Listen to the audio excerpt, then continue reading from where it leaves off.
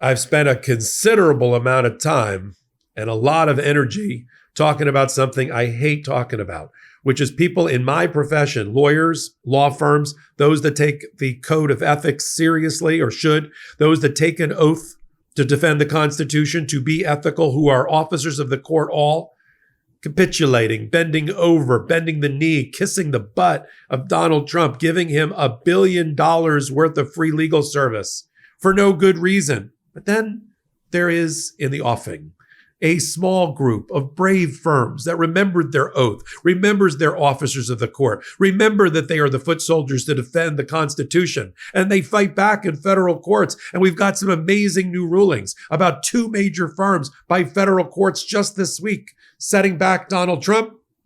And we break it all down for you on the #1 law and politics podcast on YouTube, Legal AF. And here is a clip. Welcome back to Legal AF. Karen Friedman, Agnifilo, and Michael Popok. Let's see, we're in the home stretch. Let's get down to law firms duking it out with Donald Trump and winning.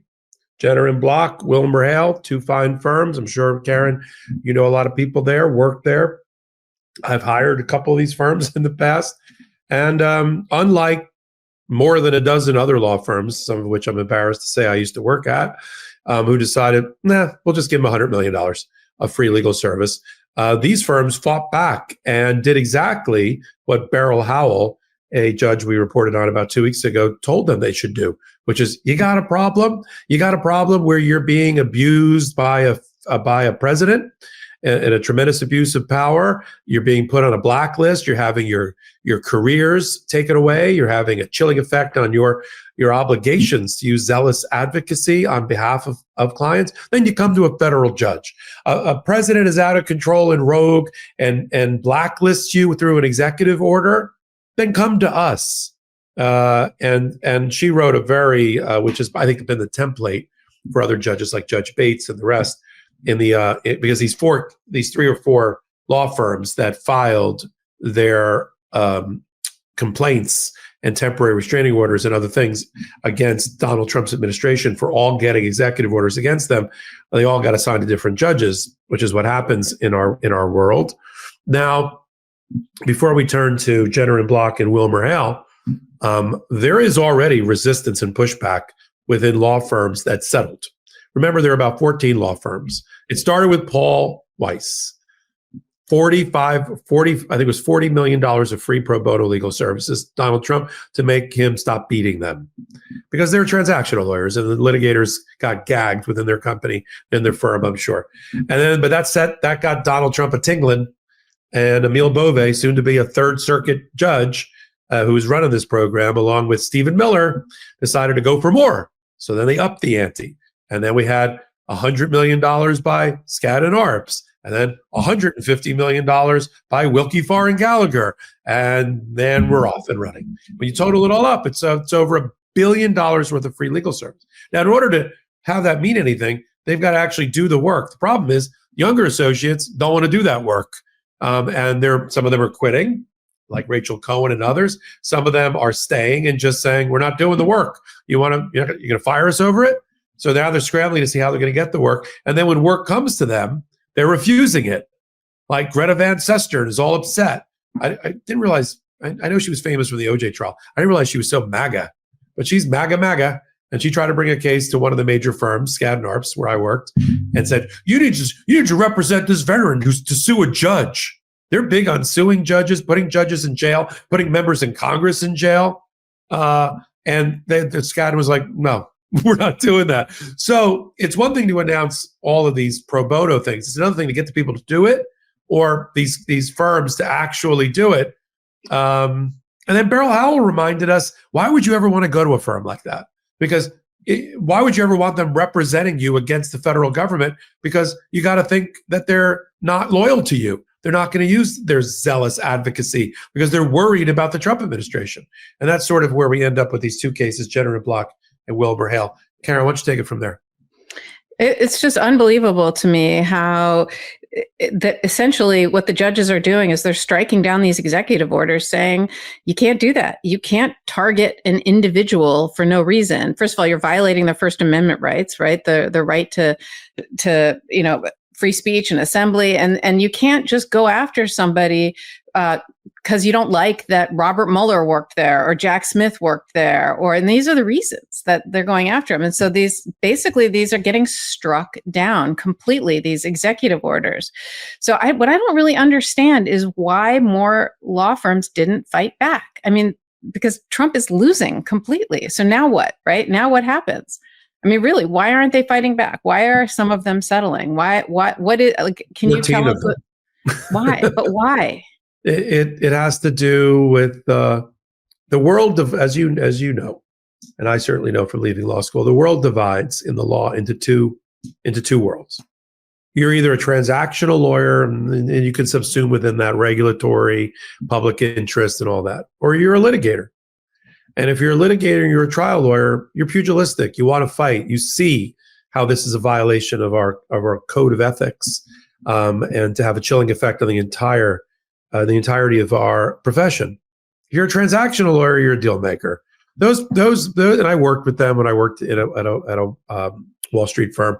Those lawyers, sure, they get sworn in. They're members of a bar because they have to be, but they haven't thought about the rules of professional responsibility in decades.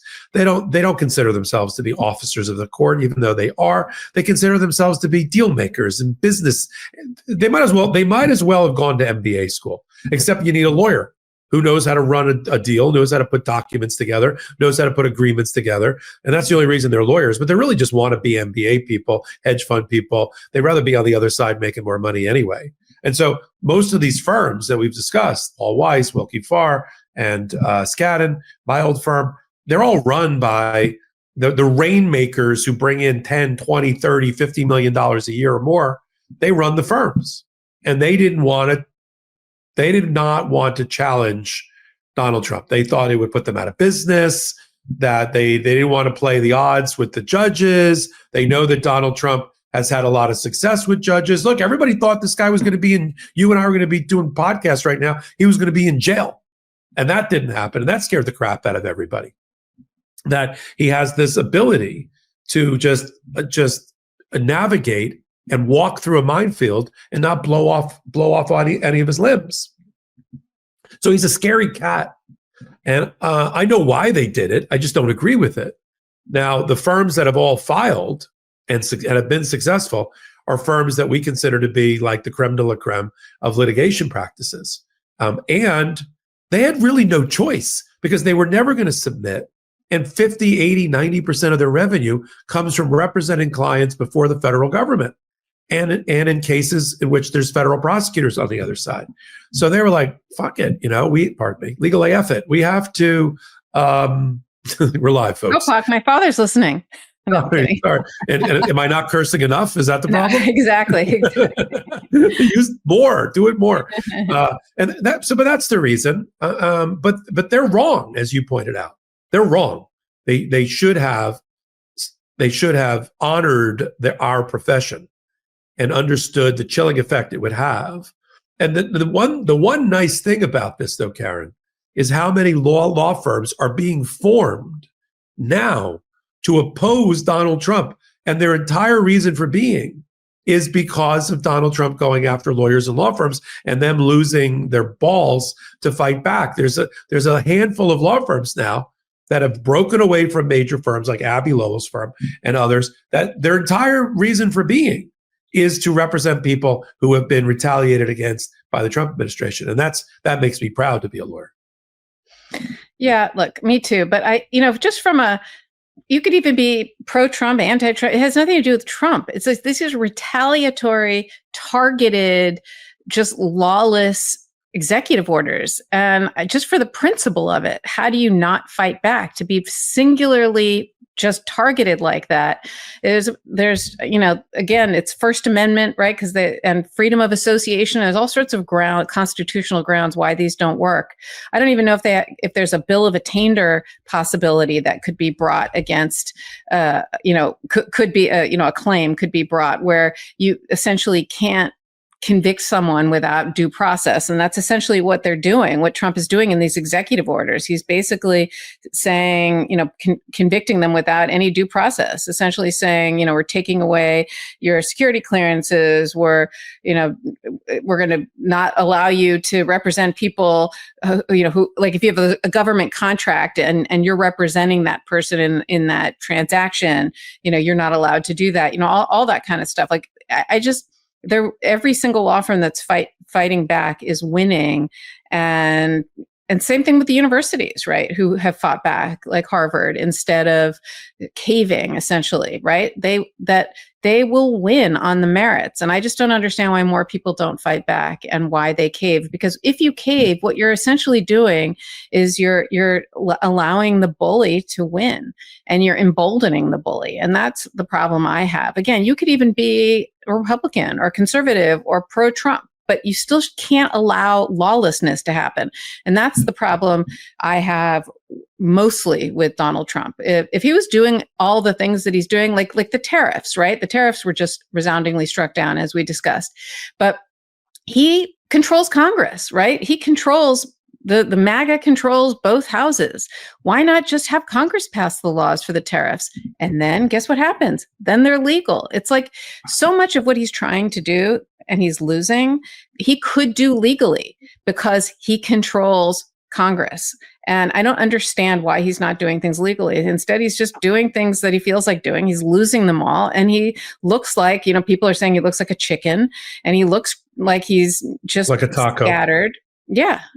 Like a taco. He looks like a taco. He's pink, and he's orange. True. Like I know, but the problem is I love tacos. So that's the one thing I really don't want the taco to be associated with him, because what's going to happen. Like they did last the time. moniker. You know what's going to happen. And then like that today's the taco. And then tomorrow MAGA's going to adopt the taco, and they're going to like they wore the diapers and the ear thing when he got, whatever happened in Butler, Pennsylvania, and all of that. But listen, I love doing this show with you. Oh, there you go. See, I'm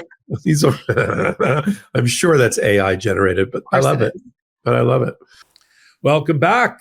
Legal AF. I founded it with Ben Meiselas 5 years ago on the Midas Touch Network. We bring it over here as well, so you can get one-stop shopping, a clearinghouse of all things law and politics here on Legal AF. You want to help the show? You like that kind of content? There's a number of ways to do it. We need more audio downloads. Head over to the audio on any place you get your podcast from and download or listen to Legal AF. That will help. Send this clip off to people in your life and ask them to join the show and join our audience. We're growing organically. We don't have an outside marketing department. We're it. And that's too. Subscribe to Legal AF, the YouTube channel. It's all for free. And Legal AF, the Substack. You can get copies of the very pleadings and filings and opinions and briefs that we talk about. We post it all on Legal AF, the Substack. So until my next report, I'm Michael Popok. Can't get your fill of Legal AF? Me neither. That's why we formed the Legal AF Substack. Every time we mention something in a hot take, whether it's a court filing or a oral argument, come over to the Substack. You'll find the court filing and the oral argument there, including a daily roundup that I do called, wait for it, Morning AF. What else? All the other contributors from Legal AF are there as well. We got some new reporting. We got interviews. We got ad-free versions of the podcast and hot takes. Where? Legal AF on Substack. Come over now to free subscribe.